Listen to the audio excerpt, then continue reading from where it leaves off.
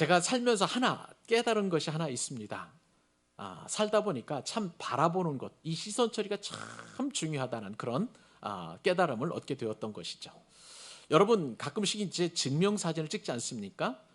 저도 작년에 여권을 갱신하기 위해서 이렇게 그 증명사진을 찍게 되었는데, 제 시선 처리나 혹은 아니면 제 어떤 그 눈이 다른 곳을 향하게 되면 여지없이 사진사가 고개를 좀 내려주세요, 이쪽으로 돌려주세요, 저쪽으로 돌려주세요, 이렇게 하면서 정면을 응시하면서 사진을 찍을 수 있도록 그렇게 유도하는 것을 보게 됩니다. 시선 처리가 사진 찍는데 참 중요하다는 것을 알게 됩니다. 우리가 또 살아갈 때 많은 사람들과 대화를 나누잖아요. 저도 설교하면서 여러분들을 바라보면서 설교를 하게 되는데, 근데 여러분 우리가 대화할 때에 만약에 내가 경청하면서 경청하지 않고 눈을 다른 곳에 둔다면 어떻습니까? 상대방이 말할 때 굉장히 불쾌한 느낌을 갖게 될 것입니다. 그러니까 우리가 대화할 때는 꼭 상대방의 눈을 바라보면서 그리고 집중해서 듣는다는 그 의사 표시가 바로 시선 처리에 있다는 것을 알게 됩니다. 그만큼 우리가 바라보는 것은 참 중요하다고 그렇게 느껴집니다. 영적인 부분에서도요, 이 시선 처리는 굉장히 중요합니다. 여러분 잘 아시는 것처럼 성경에서 예수님 이외에 무리를 걷는 사람 있다면 여러분 떠오르는 사람 누구일까요? 베드로. 그렇죠, 베드로입니다. 자, 베드로가 이제 거친 그 갈릴리 호수에서 작은 배에 타고 있다가 그 몰아치는 풍랑 속에서 멀리서 걸어오시는 분을 보게 됩니다. 다른 제자들은 유령이다, 또 귀신이다 막 이렇게 이야기하는데 가만히 베드로가 보니까 예수님이시거든요. 그래서 예수님께 부탁을 합니다. 예수님, 저도 무리를 좀 걷고 싶습니다. 그렇게 요청을 하니까 예수님께서 그래, 오라, 이렇게 말씀하시는 것이죠. 그래서 베드로가 이제 무리를 저벅저벅 걸어가다가 그 주님만 바라보고 걸어갔으면 괜찮았는데, 갑자기 보니까 바람이 막 불고 풍랑이 있는 그것을 바라보니까 점점점 물에 가라앉는 거예요. 그래서 예수님께서 손을 내밀어서 베드로를 이제 들어 올리십니다. 그러면서 주님께서 베드로를 책망하시죠. 믿음이 작은 자여, 왜 의심하였느냐. 믿음과 이 바라보는 것은 굉장히 연관성이 있다는 것을 주님께서 말씀하시는 것입니다. 그러므로 믿음의 사람은요, 바라보는 거예요. 누구를 바라볼까요? 하나님을 바라보는 것입니다. 그리고 믿음의 주요 온전케 하시는 이인 예수님을 바라보는 것이 참된 믿음이라고 할 수가 있겠습니다. 오늘 본문은요, 바로 이 바라보는 두 사람이 등장을 하게 되는 것이죠. 하나는 우리가 잘 아는 것처럼 아브라함입니다. 아브라함은요, 이제 하나님께서 주신 약속의 땅, 그러나 그곳은 거칠고 황폐한 땅이죠. 그 가나안 땅을 바라보았지만, 그러나 오늘 이 아브라함의 대척점에 있었던 믿음이 없는 사람, 이 롯은요, 그 하나님 주신 약속의 땅 가나안 땅을 보는 것이 아니라 요단 지역에 있는 넓은 초지를 보았어요. 그리고 눈을 들어서 멀리까지 소알이라는 곳까지 바라보니까 그곳은 목초지로서 너무 풍부하게 물이 많으니까 풍부한 목초지처럼 보여지고요, 농사를 지으면 정말 잘 될 것 같은 그러한 현실적인 것을 보게 되었습니다. 근데 여러분, 이렇게 아브라함은 영적인 눈을 들어서 하나님이 약속해 놓으신 그 가나안 땅을 바라보았고, 그리고 롯은 자신의 눈에 보기에 정말 좋아 보이고 돈도 많아 보이고 넉넉해 보이는 그 소알 땅, 그리고 요단 지역, 그곳을 바라보았을 때에, 그런데 그 이후의 결과는 엄청난 차이가 있습니다. 영적인 눈을 들어서 가나안 땅을 바라본 아브라함에게는 하나님께서 엄청난 복을 주시는 거예요. 여러분, 이따가요, 제가 결론에서 이 복이 어떠한 복인지 여러분들에게 풍성히 나눠드릴 것입니다. 그렇지만 이제 우리가 살펴보겠습니다만은 앞으로 이 육적인 눈을 들어서 좋은 것을 바라보았던 이 롯에게는 엄청난 재앙이 다가오게 되는 것을 보게 돼요. 사랑하는 여러분, 오늘 말씀의 결론은 아주 자명합니다. 환경이나 상황을 보지 말고 하나님만 바라보라. 믿으시면 아멘. 맞아요. 우리의 주어진 환경, 여건, 상황을 바라보지 말고 우리를 믿음의 주요 온전케 하시는 그 예수님을 바라볼 때에 우리가 미처 생각하지도 못했던 엄청난 복이 다 우리의 소유가 된다는 사실이에요. 여러분, 어떤 게 더 효과적입니까? 어떤 곳에 더 투자할 만하십니까? 저는 여러분들을 축복합니다. 아브라함처럼 영적인 눈을 들어서 내 앞에 가리워진 단번의 이익보다도 먼 미래를 바라보며 우리에게 주실 저 영원한 복을 사모하는 여러분 되실 수 있기를 주님의 이름으로 축복합니다. 그 복을 우리 모두가 다 누려야 할 거예요. 그 기쁨으로 이 믿음의 눈을 드는 그 귀한 은혜로 여러분을 초대합니다. 같이 은혜 받고 또 함께 또 귀한 복을 받을 수 있기를 바랍니다. 자, 오늘 본문에서 우리가 이제 크게 세 가지 교훈을 얻게 될 것인데요. 첫 번째 교훈은 롯입니다. 롯은요, 어떻게 선택을 하게 됐냐면, 무엇을 보게 됐냐면 눈에 보이는 대로 선택을 했다는 거예요. 그러나 이것은 필경 망하는 길입니다. 여러분, 이 세대는 어떤 것을 바라보느냐면 자신의 눈에 보이는 것만 봅니다. 그리고 자신이 경험할 수 있는 것에만 가치를 두게 되고 만질 수 있는 것만 믿는 1차원적인 그러한 믿음의 그런 어떤 행보를 보이고 있습니다. 여러분, 세상은요, 하나님 보지 않아요. 항상 자신을 보고 앞만 보고 내 유익이 어떠한 것인 것만 보게 됩니다.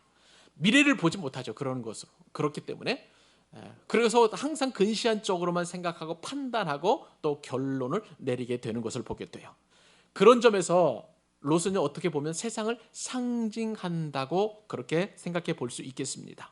근데 안타까운 것은 믿는 사람들 중에서도 이 롯과 같이 눈에 보이는 것, 손에 잡히는 것, 그리고 내가 경험한 것만 믿으려는 사람이 있어요. 우리도 롯과 같은 성품이 있다는 것을 인정해야만 하는 것입니다. 자, 그러면 롯은 무엇을 바라보았는지 우리 10절로 11절 두 절 말씀 같이 한번 읽어보도록 하십시다. 자, 한 목소리 읽습니다. 이에 롯이 눈을 들어 요단 지역을 바라본즉 소알까지 온 땅에 물이 넉넉하니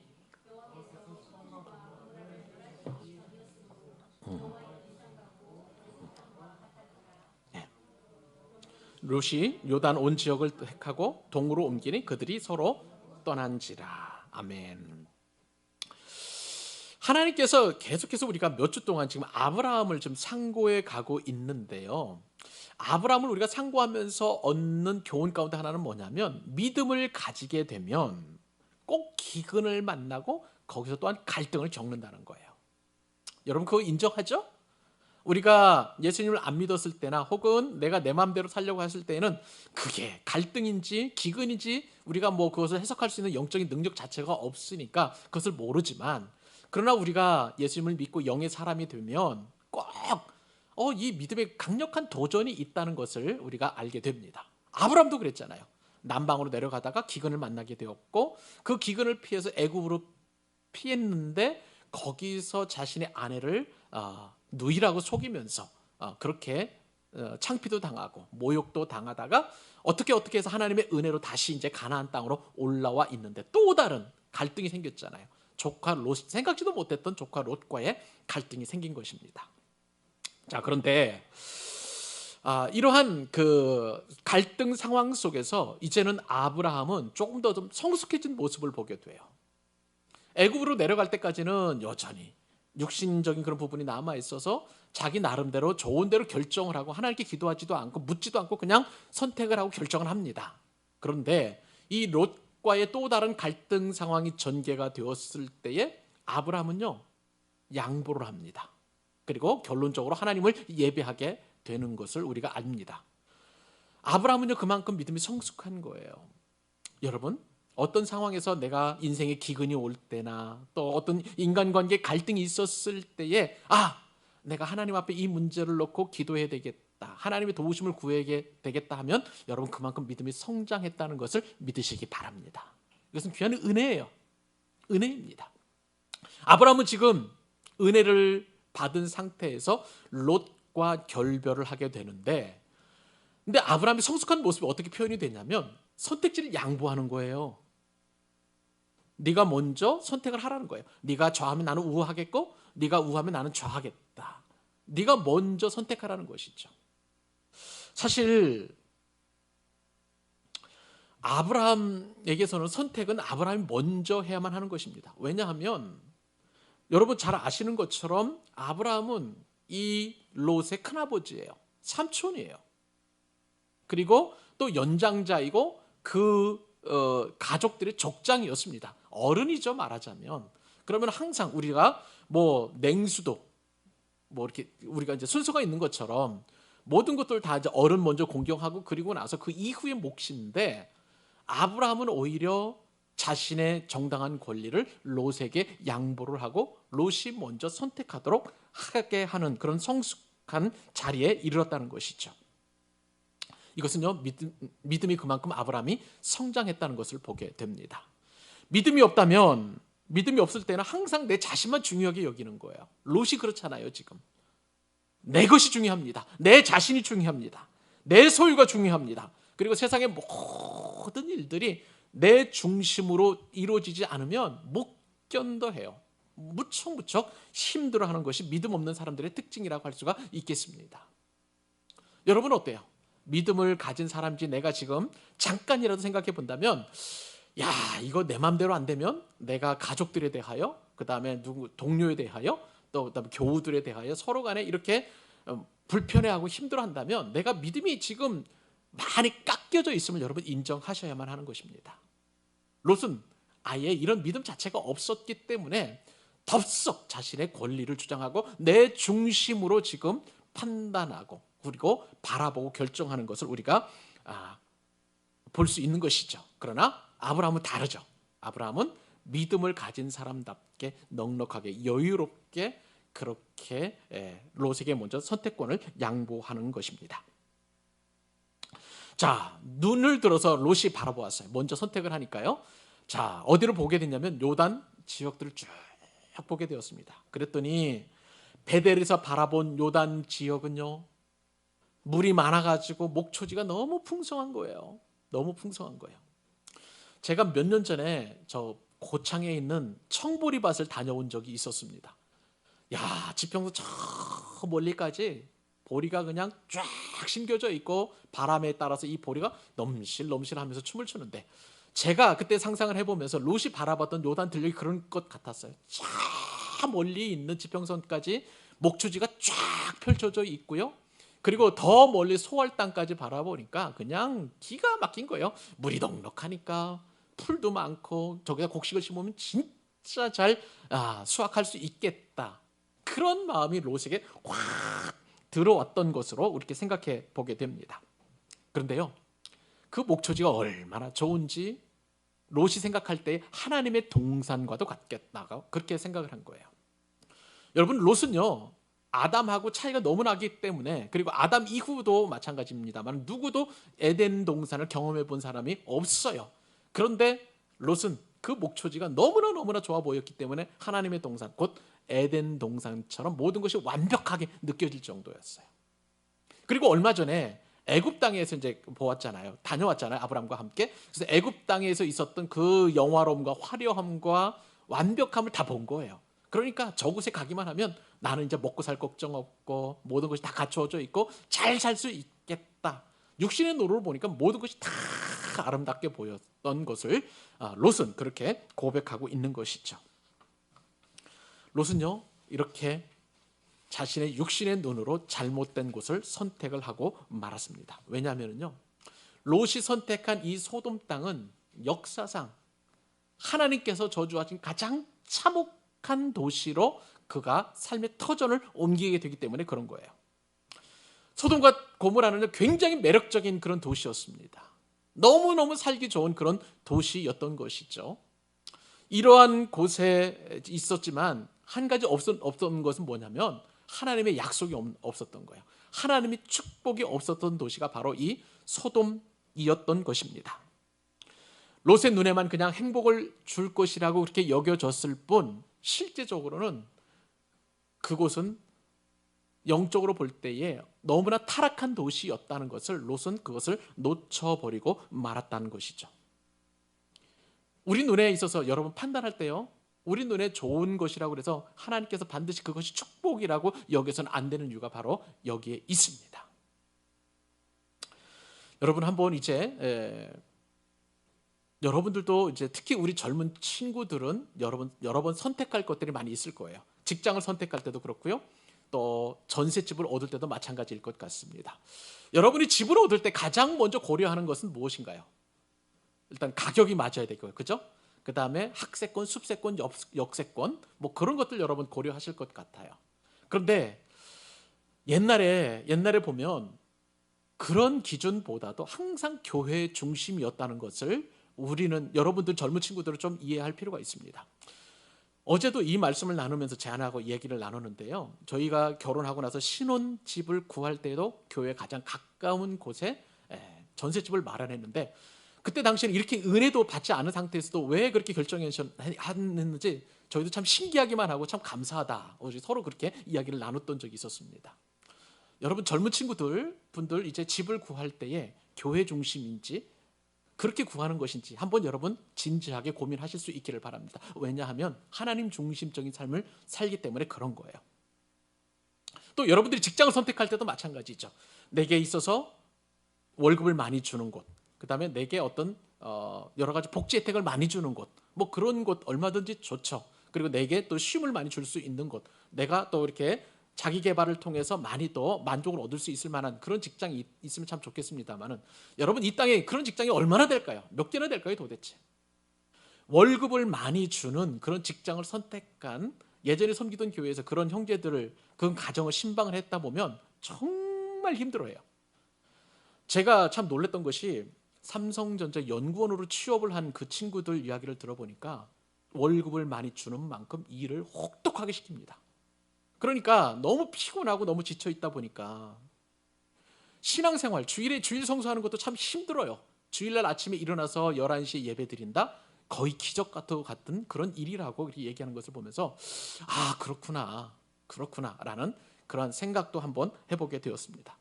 인생의 배우자를 만날 때도 마찬가지죠.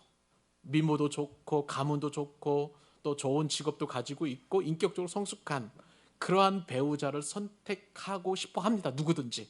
그러나 그런 배우자가 과연 몇 명이나 될 것이며 그런 배우자들은 이미 다 짝이 정해져 있는 것 아니겠어요? 그러니까 결국은 우리가 영적인 눈을 들어서 믿음의 눈을 들어서 하나님의 관점으로 우리가 선택을 해야 된다는 것을 우리가 알게 되는 것이죠.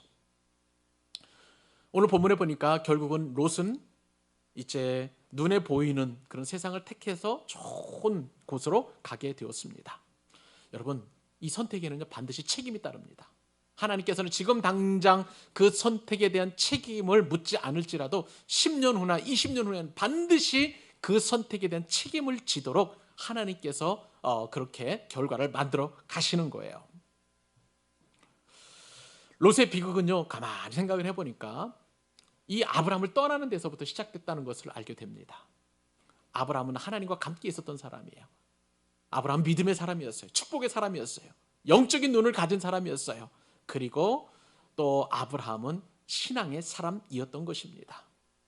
여러분 다른 것은 다 양보해도 여러분 믿음의 사람을 가까이 하실 수 있기를 바랍니다. 믿음의 사람이 곁에 있으면 내가 선택하는 데서 굉장히 도움을 받게 돼요. 지혜를 얻게 돼요. 하나님의 눈을 갖게 되고요. 영적인 눈을 깨우칠 수 있도록 그렇게 도와주는 그런 역할을 하게 됩니다. 하나님께서 나에게 주신 축복의 통로인 거예요. 여러분을 축복합니다. 롯처럼 아브라함을 떠나서 그렇게 육적인 것으로 살기 좋은 것만 근시안적으로 그렇게 선택하지 마시고 늘 믿음 안에서 결정하시고 선택하시고 아브라함처럼 영적인 눈을 가진 분을 가까이 해서 나에게도 그렇게 하나님의 은혜가 임하기를 소망하는 여러분 되실 수 있기를 우리 주님의 이름으로 축복합니다. 자, 오늘 본문에서 주시는 두 번째 교훈은요, 제가 한번 비교해 보려고 합니다. 어떤 비교냐? 육의 눈으로 본 욕심, 롯을 우리가 생각해 보는 거죠. 그 다음에 영의 눈을 통해서 본 성령의 소유자인 이 아브라함을 비교해서 우리가 살펴보기를 원합니다. 자, 여러분에게 눈의 말씀드렸던 것처럼 믿음이 없었던 롯은 이제 눈에 보이는 선택을 하게 되었어요. 그동안 자신을 도와주었고 늘 버팀목이 되어주었고 그늘이 되었던 아브라함을 이제 신속하게 떠나게 되었습니다. 아브라함은 이제 더 이상 롯의 안중에 없는 그런 사람이 되었습니다. 자, 그래서 롯은 어디까지 이르게 되는지 아세요, 여러분? 자, 12절, 13절 또 같이 한번 읽어보십시다. 자, 시작. 아브라함은 가나안 땅에 거주하였고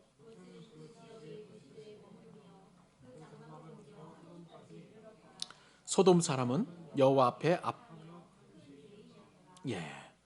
롯이 떠났습니다. 그런데 롯이 떠난 이후에 아브라함이 끝까지 거주한 곳은 어디였었냐면 가나안 땅이었어요. 가나안 땅은 참 척박한 곳이에요. 기근이 있는 곳이에요. 외로운 곳이었습니다. 그럼에도 불구하고 아브라함은 하나님의 말씀을 붙들고 하나님의 그 약속을 붙들고 가나안 땅에 머물게 되었던 것입니다. 그러나 롯은 달랐어요. 이제 요단 지역에 가서 보니까 살기가 좋았거든요. 그런데 여러분 금방 실증을 낸 거예요. 그래서 장막을 옮겼다는 표현이 또 나옵니다. 그 이야기는 뭐냐면 이사했다는 거예요. 그러니까 여기 살다가 조금 실증이 나는 거예요. 그럼 또 이사를 하고 또 이사를 하고 결국은 어디까지 갔냐면 소돔까지 갔다라고 그렇게 성경에 기록되어 있어요. 저는 이 말씀을 묵상하면서 이 소돔까지라는 단어가 확 눈에 들어왔습니다. 눈에 확 들어왔어요. 자, 롯이 눈에 좋게 보이는 그러한 곳을 찾다가 결국은 간 곳이 어디냐면 소돔까지 간 것인데, 여러분 우리도요 계속 돈을 추구하다 보면 우리가 가는 곳은 소돔입니다.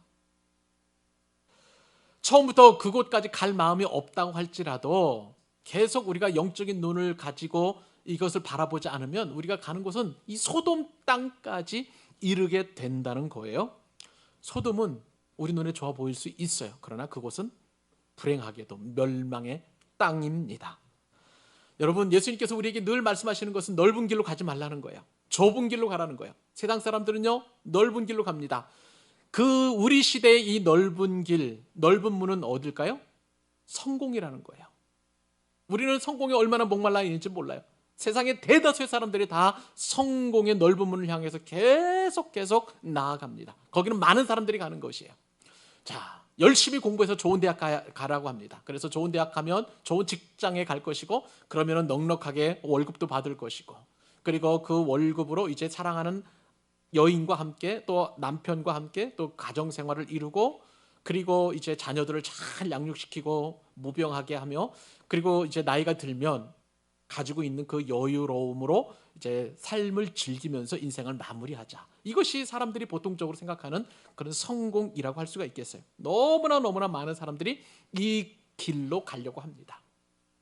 그런데 참 간과하는 것은 뭐냐면요, 화려한 곳, 그리고 또 많은 사람들이 가는 그곳에는 반드시 죄가 있고요, 그 죄로 말미암아 망하게 된다는 사실이에요. 반면에 좁은 길은요 사람들이 가지 않습니다. 왜냐하면 불편한 길이기 때문에 그래요. 그리고 힘든 길이기 때문에 그래요. 그러나 분명한 것은 우리가 좁은 길로, 그리고 좁은 문으로 들어가게 되면, 사랑하는 여러분, 이 좁은 문 안에는 반드시 기쁨이 있는 줄로 믿습니다. 참된 만족이 있는 줄로 믿습니다. 우리에게 영원한 생명과 영원한 소망이 그 좁은 문, 좁은 길로 가는 때에 있다는 것을 여러분 꼭 기억하실 수 있기를 바랍니다. 롯이요, 오늘 본문에서 행간의 의미를 제가 묵상하면서 깜짝 놀란 것이 있었는데, 롯이 눈을 들어서 땅을 선택할 때 미처 생각하지 못했던 것이 있어요. 간과한 것이 있다는 것을 성경은 말씀하시는데, 그 소돔 땅에 사는 사람들을 전혀 생각하지 않았던 거예요. 이 소돔 지역에 사는 사람들 어떤 거냐? 13절 말씀을 다시 한번 보면 소돔 사람은 여호와 앞에 어땠다는 거예요? 악하며 여호와 앞에서 또한 큰 죄인이었다라고 그렇게 소개하고 있습니다. 롯이 본 것은 소돔의 멋짐이에요. 화려함이에요. 안락함이에요. 그리고 편리함이었습니다. 그러나 그 소돔 땅에 있었던 죄악들, 그리고 그 땅에 사는 사람들이 얼마나 악한지, 얼마나 큰 죄인이었는지 롯은 그것을 전혀 바라보지 못했던 거예요.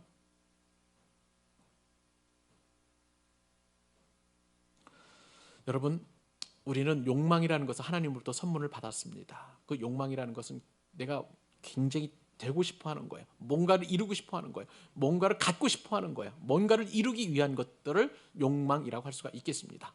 하나님께서 우리에게 이 욕망을 통해서 좋은 것을 추구하도록 그렇게 우리에게 은혜를 주십니다. 선을 추구하도록, 거룩을 추구하도록, 내 기쁨보다 하나님의 기쁨을 추구하도록, 그리고 영원한 만족을 우리가 추구하도록 그렇게 거룩한 욕망을 주셨어요. 이건 좋은 거예요. 그런데 사람들은요, 도 많은 도 많은 욕망은 도를 뛰어넘는 그런 욕망들을 많이 갖습니다. 그러니까 그것이 바뀌게 되면 나중에는 욕심이 되는 거예요. 탐심이 되는 거예요. 성경을 그것을 또한 탐욕이라고 그렇게 이야기합니다. 하나님 주신 것은 아름답고 좋은 것인데 부패한 우리가 그것을 도를 넘게 가지고 싶어하고 누리고 싶어하고 추구하고 싶어하니까 이것이 죄가 되는 거예요. 사실 하나님 주신 거룩한 욕망이 만약에 롯에게 있었다면 롯은 아브라함에게 이렇게 먼저 얘기를 했었어야 합니다. 헤어지기 전에 큰아버지, 제가 큰아버지께 지금까지 살다 보니까 큰 신세를 졌습니다. 제가 이렇게 소도 많고 양도 많고 장막을 칠 정도로 또 그렇게 부유해졌고 또 종들도 내 목자들도 있는 것을 보니까 이것은 큰아버지를 통해서 하나님께 더하게 주신 큰 은혜이자 축복이라고 생각합니다. 자, 이제 우리가 어쩔 수 없이 환경 때문에 나눠질 수밖에 없는데 큰아버지가 먼저 좋은 땅을 선택하시지요. 그렇게 롯이 얘기를 했었어야 되는데 롯에게는 이러한 아브라함에 대한 인정이 전혀 없어요. 그저 내 것만, 내 중심적으로 좋은 곳을 택해서 그러다 보니까 이제 소돔까지 가게 되었는데 공교롭게도 그곳은 멸망의 땅이었다. 그렇게 성경에서 말씀하시는 것이죠. 욕심은요 반드시 하나님께서 심판하십니다. 디모데전서 6장 9절 10절 말씀에 보면 하나님이 심판하시는 욕심을 이렇게 기록해 놓고 있습니다. 부하려 하는 자들은 시험과 올무와 여러 가지 어리석고 해로운 욕심에 떨어지나니 곧 사람으로 파멸과 멸망에 빠지게 하는 것이라. 돈을 사랑함이 일만 악의 뿌리가 되나니 이것을 탐내는 자들은 미혹을 받아 믿음에서 떠나 많은 근심으로써 자기를 찔렀도다. 탐심, 탐욕, 이것은 뭐라고 할까요? 믿음에서 떠나는 거라는 거예요. 굉장히 두려운 말씀입니다. 굉장히 두려운 말씀이에요. 자, 그러면 여러분, 우리는 어떻게 하면 이 욕심을 우리가 다스릴 수 있을까? 그것이 우리에게 주어진 숙제라고 할 수 있는데요. 아브라함처럼 하면 좋겠는데 그것을 성경에서 이렇게 우리에게 은혜를 주십니다. 사도 바울은 갈라디아서 5장 16절 말씀을 통해서 이렇게 교훈해 주고 계시죠. 너희는, 자, 같이 한번 읽어볼까요? 시작. 너희는 성령을 따라 행하라. 그리하면 욕체의 소욕을 이루지 아니하리라. 여러분, 우리가 성령을 따라 행하게 되면 성령의 소욕을 이루게 되고 육체의 소욕을 이루지 않는다라고 분명히 말씀하시고 계십니다. 우리가 멸망의 길인 이 욕심을 따라서 살지 않기 위해서는 반드시 성령을 따라서 행하는 성령의 소욕이 되어야 될 줄로 믿습니다. 성령님은 빛이세요. 그러나 욕심은 어둠입니다. 빛이 오면 어둠이 자동적으로 물러가는 것처럼 우리가 성령을 따라서 행하게 되면 내가 욕심을 버리자라고 여러분 작심하지 않아도 자연스럽게 아브라함처럼 그렇게 믿음의 결단과 선택을 할 수 있다는 거예요. 사랑하는 여러분, 오늘 이후로 우리가 결심하십시다. 우리 성령 충만하십시다. 성령님의 소욕을 따라서 행하십시다. 성령님께서 우리에게 주장하시는 대로 만족을 누리며 성령님께서 인도하시는 대로 그대로 순종하실 수 있기를 우리 주님의 이름으로 축복합니다. 마지막 세 번째 교훈입니다. 이 교훈은 우리가 꼭 받아야 될 축복이에요. 그래서 하나님의 눈으로 볼 때 하나님께서 우리에게 주시는 놀라운 복을 같이 은혜 나누도록 하겠습니다. 여러분, 믿음을 뭐라고 생각하십니까? 믿음은요, 바라보는 거예요. 그래서 히브리서 11장에 그 믿음에 관한 믿음장이라고 하죠. 성경은 이렇게, 히브리서 기자는 이렇게 믿음을 정의합니다. 믿음은 바라는 것의 실상이에요. 보지 못하는 것의 증거라. 아무것도 눈에 잡히는 것 없고 손에 잡히는 것 없다 할지라도 바라보는 것이 그게 바로 믿음이다라고 그렇게 성경은 말씀하시는 것이죠. 그리고 이 믿음은 하나님을 기쁘시게 하는 거예요. 여러분들, 하나님을 기쁘시게 하는 삶을 우리가 살고 싶어 하잖아요. 그러면 어떻게 살면 되나요? 믿음을 가지면 됩니다.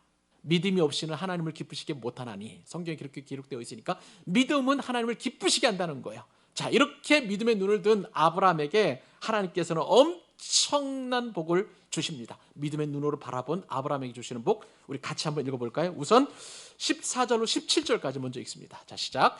롯이 아브라함을 떠난 후에 여호와께서 아브라함에게 이르시되 너는 눈을 들어 너 있는 곳에서 북쪽과 남쪽 그리고 동쪽과 서쪽을 바라보라. 보이는 땅을 내가 너와 내 자손에게 주리니 영원히 이르리라. 내가 내 자손의 땅에 티끌같이 하리니 사람이 땅의 티끌을 능히 셀 수 있을진데 내 자손도 세리라. 너는 일어나 그 땅을 종과 횡으로 두루 다녀보라. 내가 그것을 내게 주리라. 아멘. 자, 이제 롯이 떠나가자 아브라함에게 혼자 남았을 때 아브라함에게 하나님께서 찾아오셔서 말씀하십니다. 그런데 여러분, 말씀을 제가 더 깊이 묵상해 보니까 하나님께서 찾아오신 것이 아니라 롯이 떠나기 전부터 하나님께서 아브라함과 함께 계셨던 거예요. 아니, 그 훨씬 이전부터 아브라함과 동행하셨던 것을 말씀을 행간의 의미를 통해서 발견하게 되었는데, 이것이 너무나 우리에게 큰 축복이라는 것을 또한 제가 믿음으로 고백을 하게 되었습니다. 여러분, 그렇다면 여기서 우리는 한 가지 놀라운 사실을 발견하게 돼요. 자, 하나님의 기다림은 하나님의 부재가 아니라는 사실입니다. 무슨 얘기입니까? 내가 고난을 당할 때, 어려움을 당할 때, 내가 힘겨울 때, 인생의 기근을 만났을 때 하나님이 안 계신 것만 같이 느껴질 때가 있잖아요. 그게 아니라는 거예요. 하나님은 그때에도 우리와 함께 계신다는 사실이에요. 내가 아프고 고통당할 때 하나님도 아프고 고통당하시는 거예요. 내가 어렵고 힘겹고 마음고생을 할 때 하나님도 똑같은 심정으로 우리와 함께 하심을 저는 이 말씀 묵상을 통해서 깊이 알게 되었는데, 그러면서 하나님께서 때를 기다리시는 거예요. 누구의 때요? 내 때가 아니고 아브라함의 때가 아니고 하나님의 때인 것입니다. 언제까지 기다리시나요?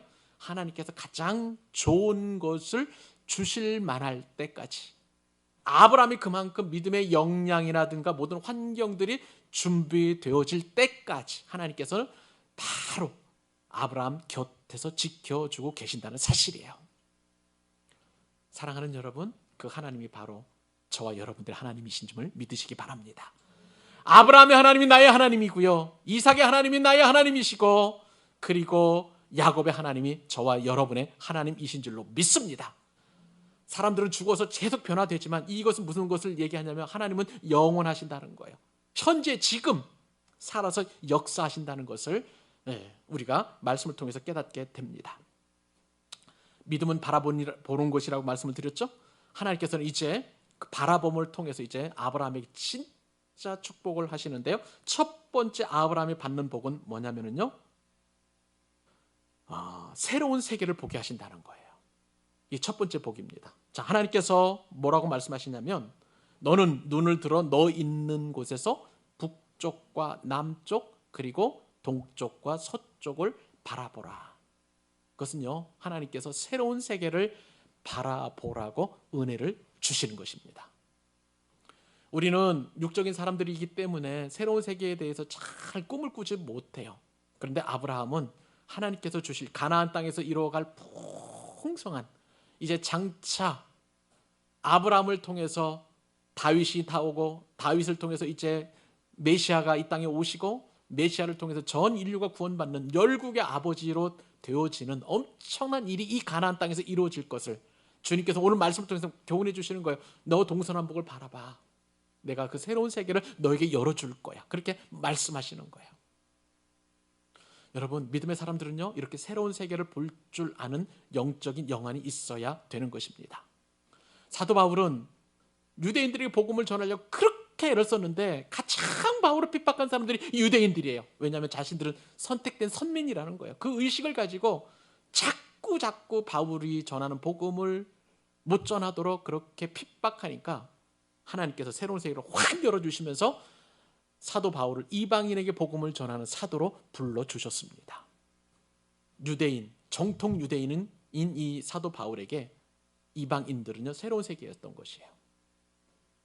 종교개혁 시대의 마틴 루터는 이 중세시대 카톨릭의 사제였습니다. 그런데 성경을 읽고 성경을 통해서 하나님의 은혜를 직접적으로 깨닫게 되니까 종교개혁이라는 새로운 세계를 확 열어서 하나님께서 보여주셔서 저와 여러분은 마틴 루터의 후계자가 되었던 거예요. 또 여러분, 영국 사람 허드슨 테일러라는 그런 선교사, 유명한 선교사님이 계십니다. 19세기, 20세기의 유명한 선교사님이에요. 그런데 영국 사람 이 허드슨 테일러가 중국이라는 새로운 세계를 믿음의 눈을 통해서 보게 되었어요. 중국인 선교사, 가장 유명한 선교사가 바로 이 허드슨 테일러입니다. 사랑하는 여러분, 저와 여러분이 믿음의 눈을 뜨게 되면 하나님께서 우리에게 새로운 세계를 보여주시는 줄로 믿습니다. 여러분들이 우리 교회에서 신앙생활 잘 하다가 이제 하나님의 부르심을 받고 저 멀리 중동지교에 가서 선교사님이 되실 수도 있어요.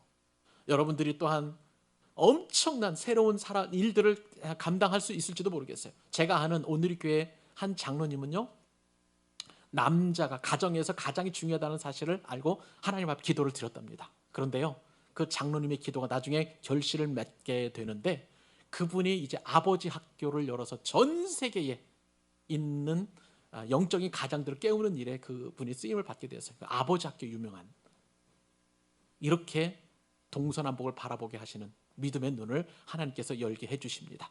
아브라함의 축복이 저와 여러분의 축복이 될 수 있기를 바랍니다. 두 번째 축복은요, 하나님께서 땅을 보는 눈을 들어서 이제는 환상과 비전을 보게 해 주신다는 사실이에요. 여러분, 하나님께서 아브라함에게 명령하실 때 무슨 명령하신지 아세요? 여러분, 눈을 들어라. 눈을 들러. 여러분, 우리가 눈을 들지 할 때는 항상 땅을 보게 됩니다. 내 앞에 있는 문제, 근시안적인 것, 생활고 이런 것들만 보게 되고, 내 환경에서 뭔가 그렇게 찾으려고 계속 그렇게 노력을 하게 되지만, 눈을 들게 된다면 이제는 하나님 주신 비전을 보게 되는 거예요. 하나님 주신 환상을 보게 되는 거예요. 이것이 바로 아브라함에게 주신 놀라운 두 번째 축복입니다. 자, 그렇다면 여러분, 세 번째 축복은 무엇인가요? 지금 있는 곳에서 하나님의 복이 시작된다는 거예요. 하나님께서 뭐라고 아브라함에게 말씀하십니까? 너 있는 곳에서. 여러분, 하나님의 복은요, 땅에서 솟아나거나 하늘에서 뚝 떨어지는 게 아니에요. 지금 이 순간 바로 이 자리에서부터 하나님의 복이 시작되는 줄 믿으시기 바랍니다. 근데도 우리는 현실을 자꾸 피하고 싶어 해요. 직장이 누군가 좀 갈등하게 되면 그 직장 안 나가고 싶고, 또 내 옆사람, 윗사람, 윗집에서 자꾸 뭐라고 그럴까요? 누가 아이들이 막 뛰어다니고 하면 그 층간소음에 의해서 계속 고통스러우니까 여기를 좀 어떻게든지 피해가고 싶어 해요. 근데 여러분, 하나님의 복은 바로 그 힘든 자리, 그 자리에서부터 시작된다. 너 있는 곳에서부터 시작된다고 주님께서 말씀하십니다. 그 은혜와 복을 누리실 수 있기를 바랍니다. 여러분, 광교 사랑의 교회 다니시면 이 자리에서부터 여러분의 축복이 임한 줄로 믿으시기 바랍니다. 네 번째 복은요, 나를 뛰어넘는 복이에요. 자손까지 이르게 되는 복입니다. 그리고 영원히 이른다라고 그렇게 말씀하십니다. 여러분, 내가 예수님을 믿으면 나와 우리 가정이 구원을 받습니다. 내 자손들이 구원을 받게 되는 거야. 이것이 바로 자손까지 영원히 이르는 하나님의 복이 되는 줄 믿습니다. 그리고 다섯 번째 복은요, 하나님이 주신 복은 무한하다는 거예요. 하나님께서 뭐라고 말씀하시냐면, 아브라함의 자손이 땅의 티끌같이 된다고 그렇게 축복해 주시는 거예요. 땅의 먼지를 셀 수 있다면 너희 자손들의 먼지를 셀 수 있을 텐데, 그러나 우리가 땅의 먼지 셀 수 있는 많은 사람이 어디 있어요? 아무도 없잖아요. 그만큼 많은 자손을 주시겠다는 거예요. 하나님의 복은요, 영원한 복입니다. 무한한 복이에요. 그 복을 우리가 센다는 것은, 그것은 하나님께 주신 복이 아니에요. 엄청난 복, 무한한 복이 바로 하나님께서 우리에게 주신 복이라는 사실이에요. 그리고 마지막으로 여섯 번째 복은요, 미래를 갖는 복입니다.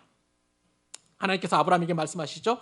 눈을 들라, 그렇게 말씀하셨습니다. 17절에서. 그리고 북쪽과 남쪽, 동쪽과 서쪽을 보라. 그게 이제 두 번째 명령이었고, 세 번째 명령은 어떻게 말씀하시냐면, 일어나서 그 땅을 종과 행으로, 가로와 세로로 다녀보라, 그렇게 말씀하시는 거예요. 그 얘기는 뭐냐면요, 미래를 주시는데 어떻게 미래를 우리가 쟁취하게 되냐면, 가만히 있으면 안 된다는 거예요. 일어나서 움직여야 된다는 것입니다. 여러분, 하나님의 복은요, 뚝 떨어지는 게 아니에요. 내가 믿음으로 순종할 때, 말씀을 의지해서 액션을 취할 때에 그때 복이 임하게 되는 것입니다. 미래라는 것은 누구도 가보지 않았어요. 내가 그 미래를 가야만 하는 것입니다. 그렇지 않을 때에 우리는 하나님이 주신 복을 누리지 못하는 거예요. 하나님의 복은 내가 쟁취하는 것입니다. 행동해야 되는 거예요. 일어나야 되는 거예요. 그리고 종과 행으로 다녀보아야 하나님의 복이 임하게 되는 것입니다. 여러분, 이 정도면 우리가 믿음의 눈을 들 필요가 있는 것이죠. 믿음으로 바라볼 수 있는 은혜가 있는 것이죠. 이 축복을 여러분, 우리만 누려서는 안 될 것 같아요. 내 주변에 있는 사람들에게 전화 주시고, 그리고 교회로 올 수 있도록 여러분 전도하실 수 있기를 바랍니다. 여러분의 가족들에게도, 여러분의 동료들에게도 그리고 우리 주변에 있는 나를 아는 사람들에게도 이 복을 누릴 수 있도록 전도하는 여러분 되실 수 있기를 바랍니다. 말씀을 맺습니다. 여러분, 아브라함은요 이런 축복을 받고 하나님 앞에 감격했어요. 그런 다음에 이 축복을 받은 이후에 아브라함이 믿음으로 행한 행위가 한 가지 있습니다. 18절 말씀 같이 한번 마지막으로 읽어보실까요? 자, 시작. 이에 아브라함이 장막을 옮겨 헤브론에 있는 마므레 상수리 수풀에 이르러 거주하며 거기서 여호와를 위하여 제단을 쌓았더라. 아브라함에게는요 이제는 하나님께서 주시는 이 놀라운 복을 다 내 것으로 소화할 수 있는 능력이 생겼어요.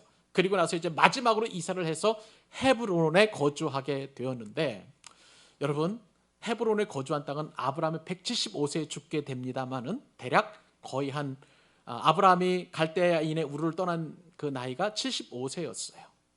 그리고 하란에서 한 10년 동안 살다가 다시 이제 가나안 땅으로 이렇게 오게 되었으니 아브라함이 많이 잡아도 지금 이 창세기 13장의 본문은 그의 나이가 대략 한 86세, 7세 정도 되지 않았겠어요?